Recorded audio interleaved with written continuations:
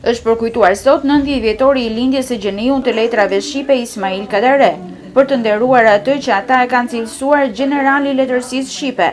Klubi i librit të shkollës nëntëvjeçare Jusuf Puka, në bashkëpunim me Qendrën Muzeore Durrës, organizuan një takim letrar në Torrën Veneciane, dedikuar jetës dhe veprës së shkrimtarit të madh. Menduam që të zhvillojmë një aktivitet tematik, artistik dhe letrar, me pjesë të shkëputura nga jeta dhe nga vepra e Ismail Kadares. Dhe ku më bukur se sa në një objekt të tillë siç është Torra Veneciane, që është një simbol i qytetit Durrësit. Qendra Muzeore e Durrësit e përdor gjithë hapësirën e saj të trashëgimisë kulturore për të promovuar trashëgimin, në fakt, dhe ky është misioni ynë kryesor. Dhe në fakt në këtë moment pikërisht ky monument i trashëgimisë tonë hap derën, thua zemrën për të pranuar një trashëgimi tjetër të pavdekshme, që është trashëgimia e gjeniut të letrave shqipe Ismail Kadare.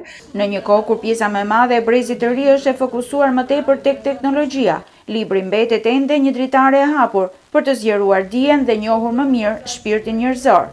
Teknologjia i ka tërhequr shumë, por në shkolla dhe ka plot nxënës që e duan akoma librin dhe janë të përkushtuar pas librit. Lexoj, edhe pse ta themi që shkrimtari ynë i madh është pak i vështirë për të kuptuar nga nxënësit, ato kanë arritur ta kuptojnë dhe të shprehin ndjenjat, emocionet dhe përjetimet e tyre për autorin dhe për gjithë librat e tjerë. Kam dëgjuar në fillim për Ismail Kadare, ku kam qenë rreth klasës 4 dhe 5, por atëherë nuk është se flisnim shumë për të, pasi është një shkrimtar që lexohet për me mosha më të rritura, dhe disa nga librat që më kanë pëlqyer shumë të tij ka qenë Kronik Mërkur, Generali i ushtrisë vdekur.